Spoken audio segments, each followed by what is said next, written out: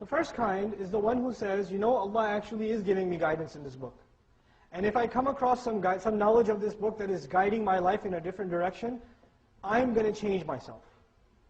I'm going to try to change my life according to the dictates of this guidance. Because you start reciting this Qur'an and learning it and memorizing it and studying it, and you start realizing that this Qur'an is offering a lifestyle that's going this way, and your lifestyle is going that way, so you got to start changing some stuff. So the way you speak starts changing. The way you dress starts changing. The way you eat starts changing. The kinds of friends you have starts changing. The kind of job you have starts going through change. The kind of money you make starts changing. The interaction you have with your family starts changing. And when this change starts happening, the first people to notice are who? Your family. And your mother, your sister, your brother, your cousin. They come to you and they say, you're changing, man. Are you okay? I mean, we're all Muslim. You don't have to be that Muslim.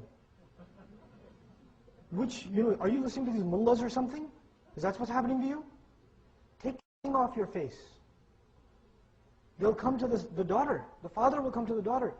Why are you wearing that on your head? You're not going to go out like that, right? This is America. Don't do that. Who's going to marry you looking like that? They're going to take you away, looking at your beard. They will say things like that. Your family.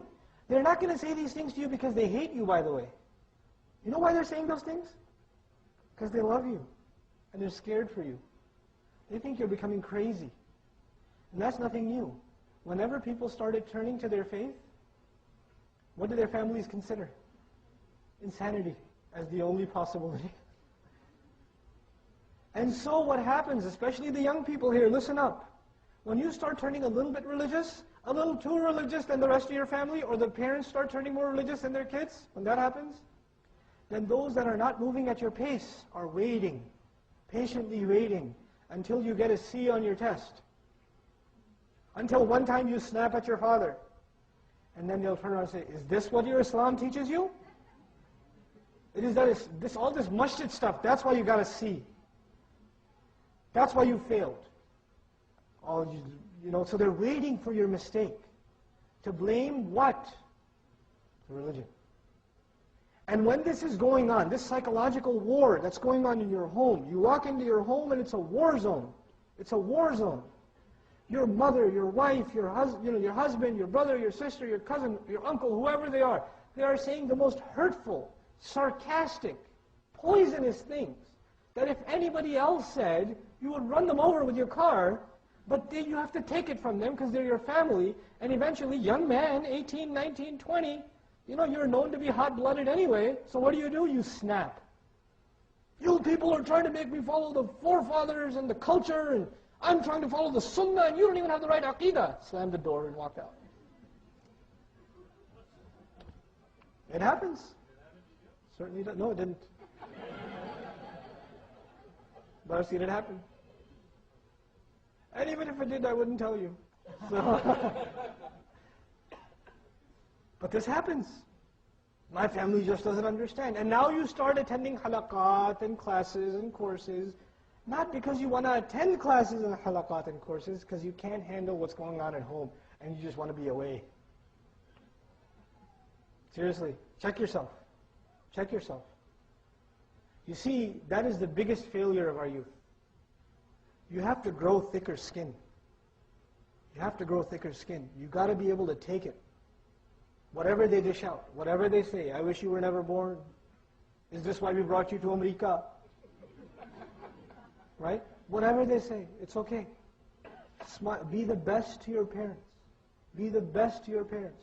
Whatever they're doing, they can't be worse off than the father of Ibrahim alayhi salam, who's manufacturing shirk products for mass distribution. And he's kicking his son, who's right, out of the house. A lot of times youth tell me, oh man, my parents just don't get it, man. They don't understand. So what if they don't get it? That's not the point. The point is, if you're holding on to this guidance, then you got to have thick skin. There are people that came before us that were buried alive because they believed. You can't take some yelling from your parents. You can't take some sarcastic comments from your uncles every Eid. Oh, we know what you were like last year. What happened this year, Maulvi Sahib? Right? They'll say that. Take it. People before us took a lot worse. Thank Allah we got it easy. Thank Allah these are not the times where believing is like holding coal. The Messenger warned us about that, right? Sallallahu Alaihi Wasallam? Thank Allah that it's not like that. People are always ungrateful. And we are ungrateful because we don't have sabr. Sabr and shukr go together. When you're not patient, you start complaining. And if the fact that you're complaining is a sign that you're not grateful.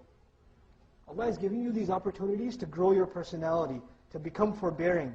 And you know, I give you advice, when you take guidance seriously, especially young man and young woman, and you're having trouble at home, do more at home. Skip the class. Vacuum the house. Get your mom some flowers. Massage her feet. You know, prepare the taxes for your father. Do something. So instead of associating rebellion with Islam, what do your parents associate with Islam? Service. Better character, better behavior. Don't do it the other way around. So anyway, the first people that turn on you are the people who love you the most. And that's the hardest thing to deal with. It could be from your spouse, it could be from your children, it could be from your parents, it could be from anywhere. But it's a hard thing to deal with because they're always there. You always have to deal with them. And you have to keep your best relations with them, right?